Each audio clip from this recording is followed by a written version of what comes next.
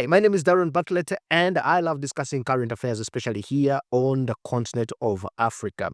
All you have to do is subscribe to support me in this journey so that you don't miss out on the stories that are happening. Now, today being a Saturday, I tend to talk about the stories, a couple of them, that I feel were big on the continent. And I'll start with Mali, where General Assini, his leadership went and arrested two other generals plus other officers on charges that they plan to destabilize the country. Of course, what he's talking about is a coup. He himself also came by the coup, and the country has been here and there on a couple of coups for a very long time. So I always expect that whenever the president comes by gun and there is no plan to have a proper transition from one government to another as it's expected in a civical way, usually you're going to have such elements because not everyone tends to agree with the leadership in terms of where it's going on or how things have transpired. Because if you remember very well, when they had just come in power, they had planned that they actually made a promise that there will be a civilian transition at some point, but it was not defined.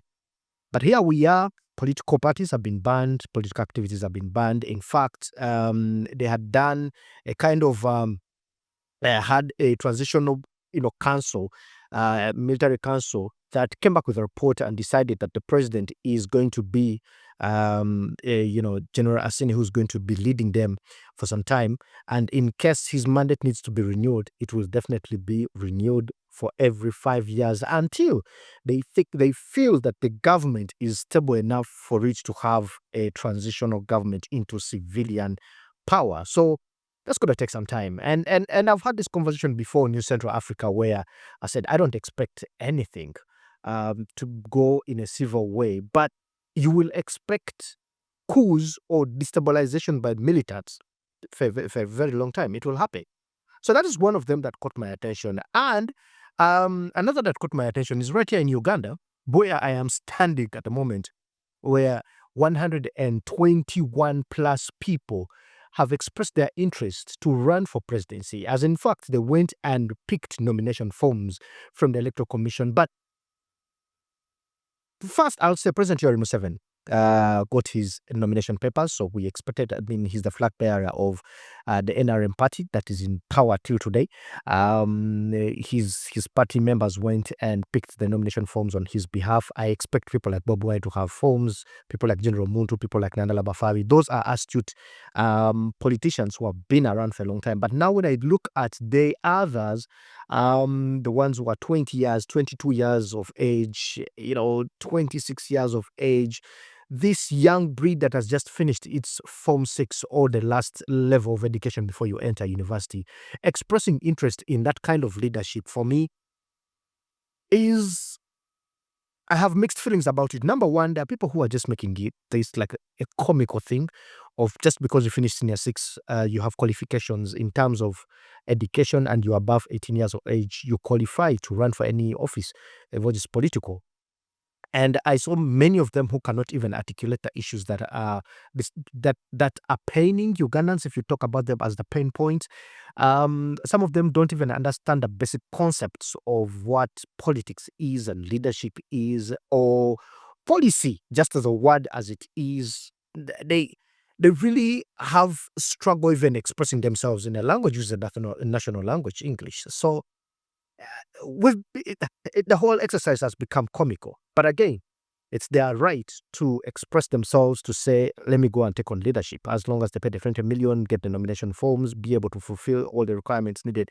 So the question is, at the end of the day, when they are supposed to return the nomination forms, how many will have the requirements to be able to run for presidency?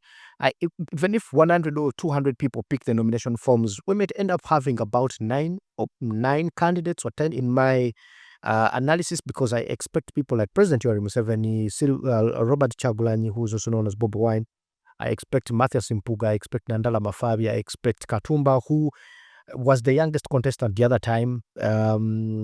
He didn't really gather too much apart from the fame that he got.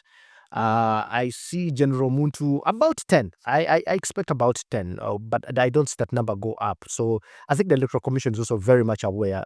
it's going to be very possible to have so many. But those are the numbers that I expect to see run on the ballot paper. So it's one of those that you need to watch out for. And that for me says too much about the kind of politics that is going to be here, because if you can have an 18-year-old run for presidency, what do you expect? That's what you will see. Did I have another story? Yeah, South Sudan came out and denied having conversations with Israel, because there was a conversation that a rumor that South Sudan was in talks with Israel to have Palestinians who are in Gaza come into the nation of Africa here.